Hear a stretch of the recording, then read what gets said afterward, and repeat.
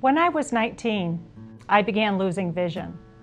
Shortly after, I was diagnosed with Stargardt's disease, which is a juvenile onset type of macular degeneration.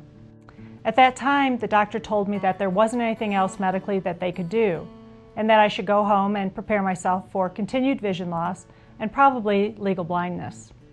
I had no idea what that meant, and I was devastated. So I went home and I pretended that nothing had happened, that nothing was wrong. About 2 years later, something happened that changed my life. It was a typical fall day in Illinois. It was chilly and it was damp, and I was taking my young daughter to school. I was no longer driving, so I put her on the back of my bicycle and began the 2-mile ride to her preschool. While we were riding, the wind started blowing harder and it started to rain. A couple of seconds later, I felt my little girl lean her head into my back to protect her face from the cold rain, and I started to cry. It was at that time I realized that I really was depressed, that I had isolated myself, and that I really was living in denial, and something needed to change. It didn't change overnight, but eventually I went back to school, got a degree in occupational therapy, and started to learn everything that I possibly could about low vision, visual rehabilitation, and the available resources, and what the definitions of legal blindness really were. So what is low vision? Basically, any vision loss that can't be corrected with eyeglasses or contacts or with any kind of medical procedure, and affects your activities of daily living, which can be anything you do from the time you wake up in the morning until the time you go to bed at night.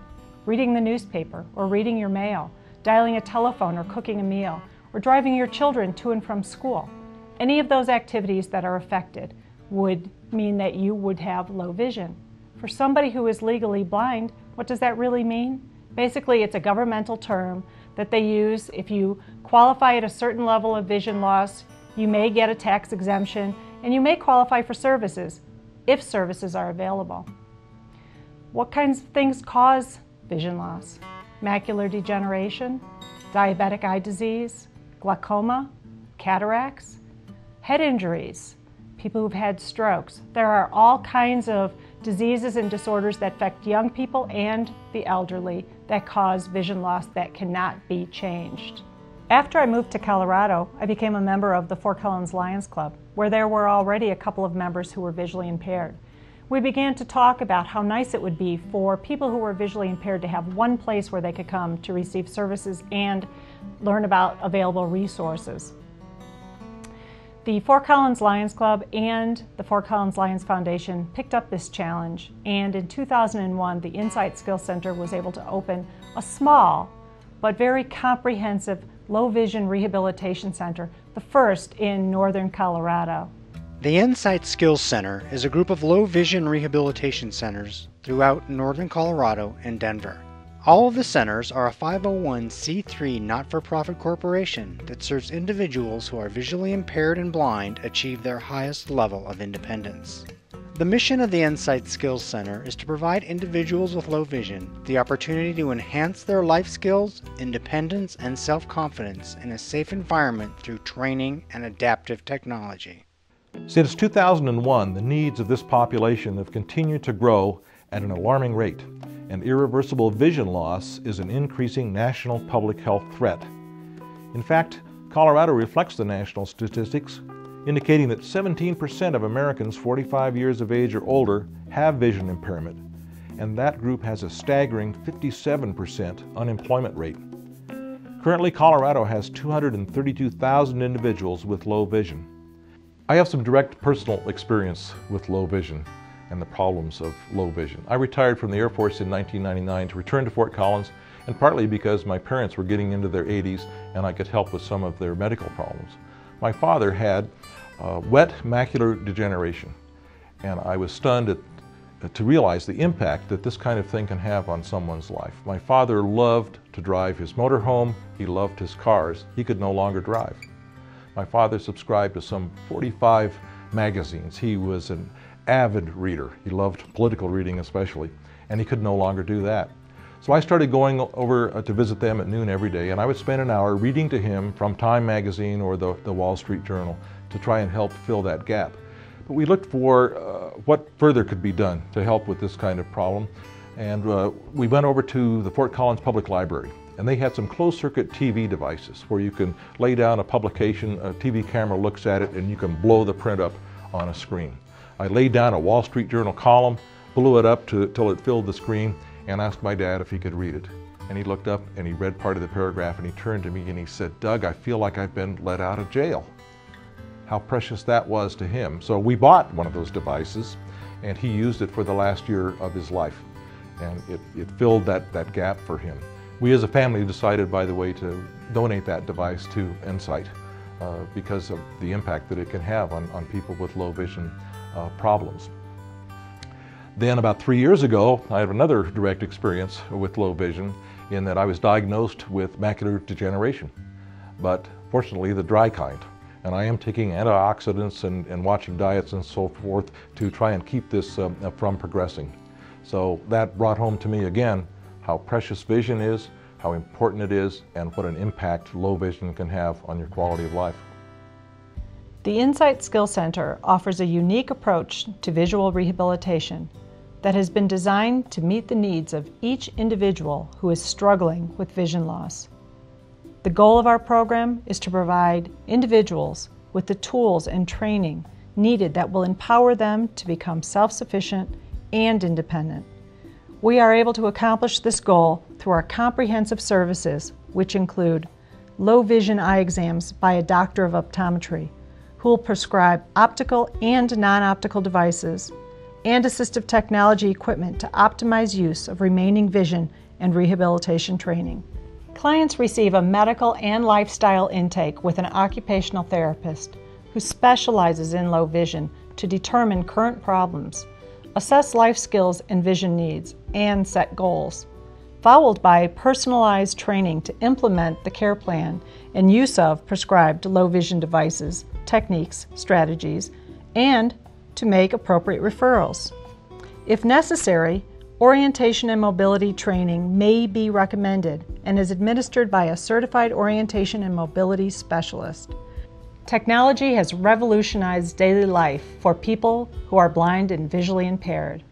The power of computers, cell phones, and GPS systems has now brought our world within reach for those unable to see. Assistive technology, including specialized hardware or software that speaks or magnifies the computer screen, or turns hard copy output into Braille, has changed the lives of countless individuals with low vision.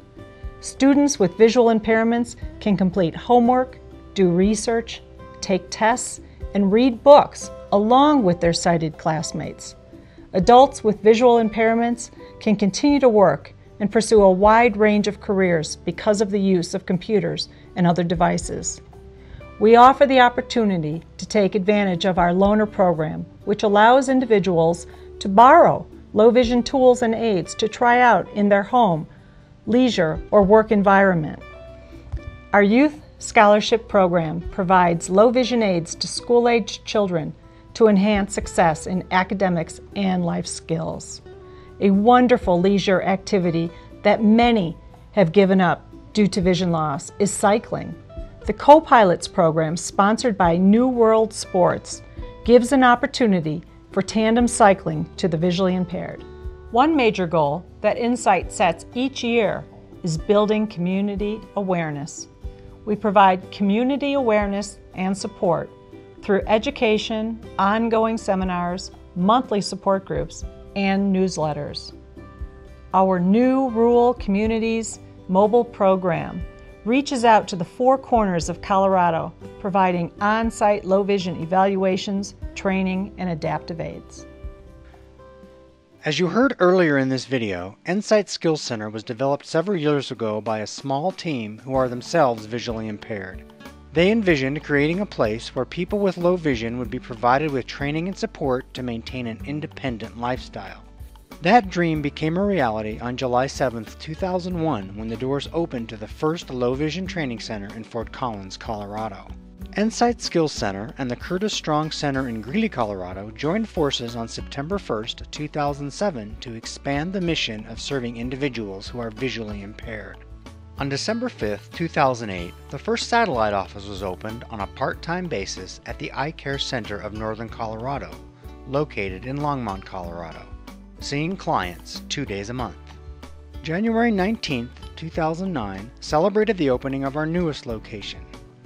This facility provides Ensight Skills Center services to the low vision population of Denver and the surrounding areas. While Ensight does not at this time have a permanent location on the western slope, a rural program has been started with the help of MD6 Lions Clubs and the American Council of the Blind of Colorado. The first clinic in Grand Junction provided services to clients on March 14, 2009. This program is intended to serve clients in smaller Colorado communities who don't have access to low vision rehabilitation and who cannot get to our locations in Fort Collins, Greeley, Longmont, or Denver. With 3 Ensight Skills Centers open every week, there are multiple opportunities to volunteer and give support to our organization. This could include delivering brochures to senior centers, retirement homes, and doctor's offices, or driving people with low vision to doctor's appointments, grocery stores, and other errands. Another way to be involved with the Ensight Skills Center is through a financial means of your choice. We have fundraisers throughout the year that give donors the opportunity to learn more about the centers and get updates. We also have the Eyes on the Future Giving Society that allows you to give a monthly, quarterly, or yearly donation. The Eyes on the Future Giving Society allows us to provide and reach so many of your clients that need our services. If you are interested in learning more about how you can volunteer and donate, please contact the Ensight Skills Centers closest to you. I was first diagnosed with macular degeneration in 2004 when I was 55 years old. It was dry macular degeneration, which has progressed since then till very low vision right now. At that time, I was a county court judge in charge of 3 other county court judges, and I was in charge of the dedicated domestic violence court in Weld County in Greeley, Colorado. Through Ensight, they have provided me with the skills, the tools, and the self-assurance in several areas, professionally, personally, and psychologically. Professionally, through their assistance and through their tools, I was able to extend my stay on the bench. I continued my career as a trial judge for another 3 years, finally taking a disability retirement in 2007. But through their assistance, I was able to be recognized by the Colorado Judicial Institute in 2006 as being the outstanding county court judge in Colorado. Without their assistance, I could not have stayed on the bench. Finally, I lost sufficient vision that in 2007, I did take a disability retirement. Personally, they have continued to help me, providing me with the skills and the tools and the techniques to be able to function independently on a personal basis with the assistance of my wife, to be able to function effectively at home, around the yard, and in a new job that I have at the University of Northern Colorado. But perhaps most importantly, they've provided me with the confidence, the self-assurance that I can be a happy, productive, satisfied person as I live with low vision. Through their group sessions, through their competent staff, through the training sessions that they have, I became aware that I could function very well being low vision. I was afraid to admit it in public and tried to mask the fact that I was low vision. They helped me come out of the closet, become public about it, and in fact now comfortable with my limited vision that I do have. So I was so pleased with the skills and the techniques and the services in the Ensight Skills Center that I was not only just their customer, but then I became associated with them and now serve on their board of directors.